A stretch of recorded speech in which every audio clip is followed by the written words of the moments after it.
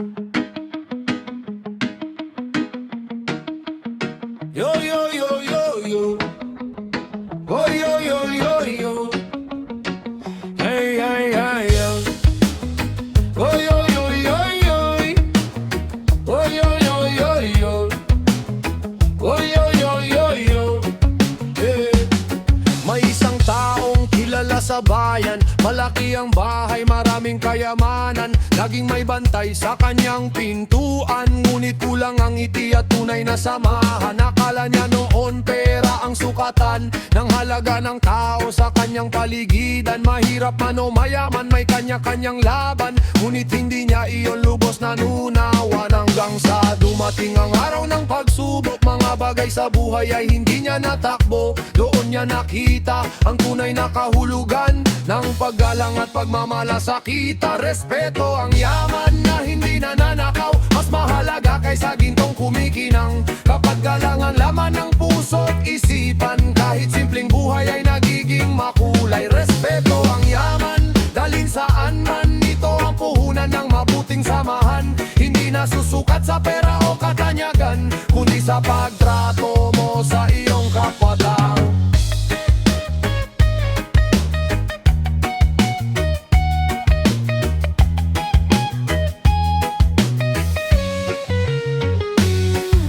Sakit siya at mawalan ng lakas. Maraming nawala sa kanyang paglakad. Ngunit may mga taong dumating at umalalay yung mga minsang kanyang pinakitunguhan ng pantay. May magsasaka, may manggingisda, may tindera sa kanto at guro sa eskwela. Hindi sila dumating dahil sa salapi, kundi dahil sa galang na kanilang nadama dati. Doon niya nabaktanto sa bawat karanasan na ang tao'y hindi dapat hinuhusgahan. Lahat ay may dangal at karapatan na makatanggap ng tunay na paggalang. Respeto ang yaman na hindi nananakaw. Mas mahalaga kaysa gintong kumikinang. Kapag galang ang laman ng puso't isipan, kahit simpleng buhay ay nagiging makulay. Respeto ang yaman, dalhin saan man. Ito ang puhunan na mabuting samahan. Hindi nasusukat sa pera o katanyagan, kundi sa pagtrato mo sa iyong kapwa-tao. Kapag ang pera'y nawala, maaari pang kitain.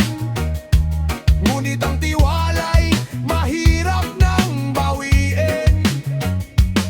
Kaya't sa bawat salita at gawain, respeto ang dapat laging pairalin. Respeto ang yaman na hindi nananakaw. Mas mahalaga kaysa gintong kumikinang. Kapag galang ang laman ng puso't isipan, kahit simpleng buhay ay nagiging makulay. Respeto ang yaman, dalhin saan man. Ito ang puhunan ng mabuting samahan. Hindi nasusukat sa pera o katanyagan, kundi sa pagtrato mo sa iyong kapwa-tao. Sa paglipas ng panahon ay kanyang natutunan na ang tunay na kayamanan ay wala sa kaban, kundi sa pusong marunong rumespeto at magmahal. Dahil ang galang sa kapwa ay yaman na walang katapusan.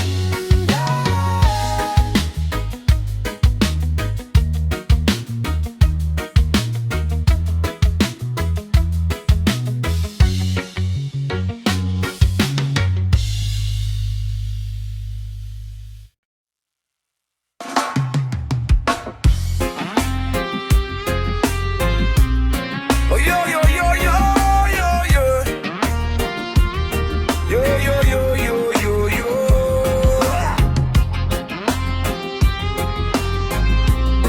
Oh, yo, yo, yo, yo, yo, yo. Yo, yo, yo, yo, yo, yo, yo. Sa tabi ng kalsada may dalawang bahay. Magkapit bahay ngunit laging may alitan. Munting usapan ay nauuwi sa sigawan. At matagal nang nawala ang kanilang samahan.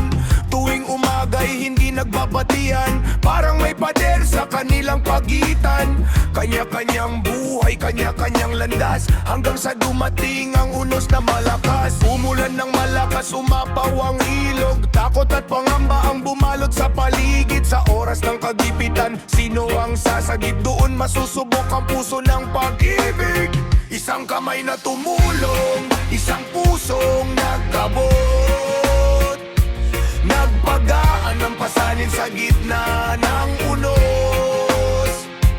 Ang respeto at kabutihan ay walang pinipili. Kapag kapwa ang usapan, tayong lahat ay magkakampi. Nang bumaha ang tubig sa kanilang tahanan, si Mang Litoy halos mawalan ng pag-asa. Ngunit si Mang Ben na dati niyang kaaway ay agad na tumulong kahit walang hinihintay. Nag-abot ng lubid at nagdala ng pagkain, tinulungan ng pamilya na makatawid sa hangin. Sa gitnaan ng unos at madilim na paligid, nakita nilang galang ang tunay na sulit. Unti-unting nawala ang galit sa dibdib, na puno ng pag-unawa ang dating masikip. Dahil ang respeto'y parang binhing itinanim, kapag inalagaan mabuting bunga ang aanihin. Isang kamay na tumulong, isang pusong naggabot, nagpagaan ng pasanin sa gitna ng unos. Ang respeto at kabutihan ay walang pinipili. Kapag kapwa ang usapan, tayong lahat ay magkakampi. Hindi mahalaga kung sino ang tama, mas mahalaga ang pagkakaisa. Sa bawat kamay na handang umalalay, mas gumagaan ang laban sa buhay. Isang kamay na tumulong, isang pusong naggabot, nagpagaan ng pasanin sa gitna ng unos. Ang respeto at kabutihan ay walang pinipili. Kapag kapwa ang usapan, tayong lahat ay magkakampi. Oh, ngayon sila'y magkaibigang tunay, nagkakaisa sa hirap at tagumpay. At ang kwentong iniwan sa kanilang bayan, ang respeto'y nagsisimula sa isang kamay na tumutulong. Oh, oh, oh, oh, oh. Oh, oh, oh, oh, oh, oh. Oh, oh, oh, oh, oh, oh, oh. Oh, oh, oh, oh, oh, oh, oh. Sa dulo ng silid siya'y nakaupo, tahimik na nakatanaw sa malayo. Habang ang iba'y nagtatawanan, siya'y nag-iisa sa kanilang harapan. May mga salitang sugat ang dala, mga pangungutyang hindi mawala. Ngunit sa puso niya'y may pag-asa, na balang araw siya'y makikita. Hindi man siya pansinin, may pangarap na lihim. Sa bawat luha at bawat dilim, lakas niya'y hindi mapapapigil. Siya ang batang tahimik, may apoy sa dibdib. Di man nagsasalita, may pangarap na hatid. Sa mundong mapanghusga, siya'y nananatiling mabait. Dahil alam niyang respeto ang tunay na daan ng tagumpay.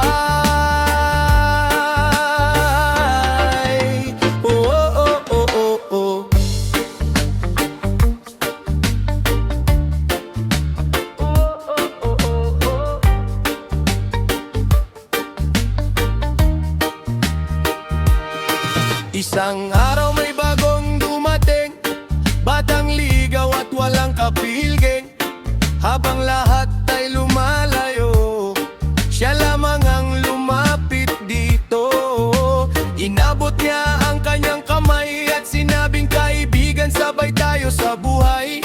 Doon nakita ng lahat ang kabutihang matagal nang nakatagot tapat. Unti-unting nabuksan ang puso ng karamihan. Nakita nilang hindi sukatan ang ingay para ikaw ay pahalagahan. Siya ang batang tahimik, may apoy sa dibdib. Di man nagsasalita, may pangarap na hatid.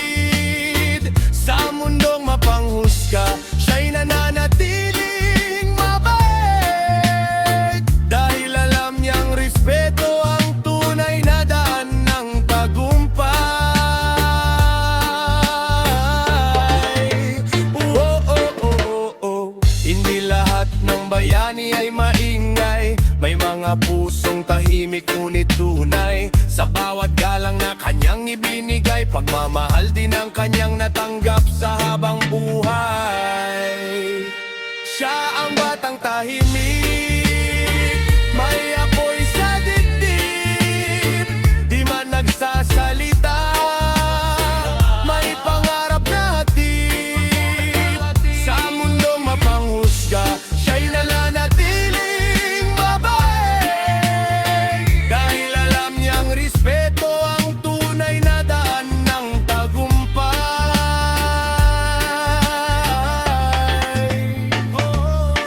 Ngayon'y kasama na siya sa awitan, may mga kaibigang handang samahan. Patunay na ang paggalang at kabutihan ay kayang magbago ng puso't isipan.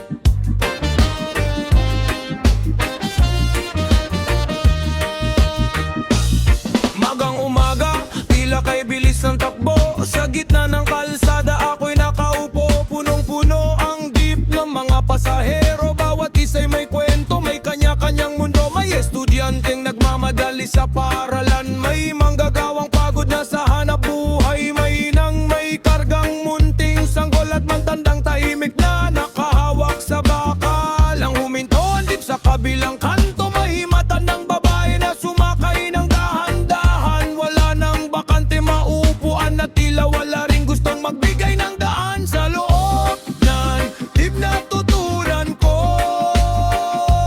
ang respeto'y kayang magbago ng mundo. Hindi man pera ang aking naibigay, paggalang at kabutihan ang tunay na taglay. Kapag may respeto sa kapwa nating tao, mas gumagaan ang buhay at puso. Kaya ako'y tumayo at siya'y pinaupo, ngumiti siya sa akin at marahang yumuko. Sabi niya, salamat anak, pagpalain ka sana. Mga salitang tumimo sa aking alaala. Napansin ko rin ang ibang nakatingin, parang may natutunang aral sa nangyari rin. Mula sa simpleng gawa ng kabutihan, unti-unting nabuo ang pagkakaunawaan. Hindi kailangan ng malaking bagay para maipadama ang tunay na paggalang. Minsan sapat na ang simpleng kabaitan upang magbigay liwanag sa kapwa mong nilalang. Sa loob ng jeep natutunan ko ang respeto'y kayang magbago ng mundo. Hindi man pera ang aking naibigay, paggalang at kabutihan ang tunay na taglay. Kapag may respeto sa kapwa nating tao, mas gumagaan ang buhay at puso. Magkaiba man ang ating pinagmulan, mayaman man o simpleng mamamayan, lahat tayo'y may dangal na taglay na dapat igalang habang nabubuhay. Sa bawat tiyahe ng ating buhay, pagmamahal at respeto ang tunay na gabay. Kapag tayo'y marunong umunawa, mas nagiging magaan ang bawat problema. Sa loob ng jeep natutunan ko ang respeto'y kayang magbago ng mundo. Sa simpleng pag-upo at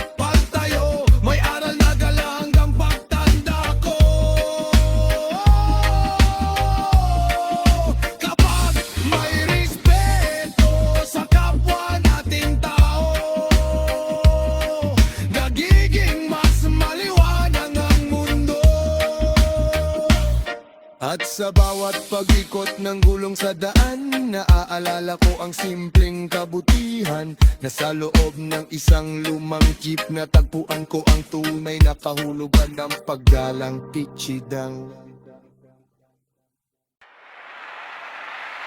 Sa kanto ng aming munting baryo,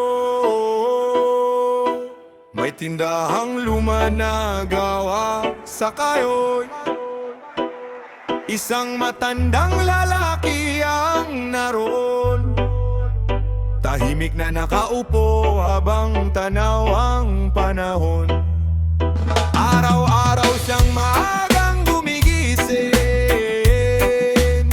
kahit mahina na ang kaniyang paningin. Ngunit may nangiti pa ring nakalaan sa bawat taong kanyang nadaraanan. May ilan na hindi siya pinapansin, may ilan ding basta na lang dumarating. Ngunit hindi siya nawawalan ng bait kahit minsan ang buhay ay mahigpo. Ang matandang tindero sa kanto namin, may kwentong nakatago sa bawat ngiti. Hindi man mayaman sa salapit ginto, mayaman naman sa respeto at puso. Kaya natutunan kong magbigay galang sa bawat taong aking nakakasalubong. Dahil ang tunay na yaman sa mundo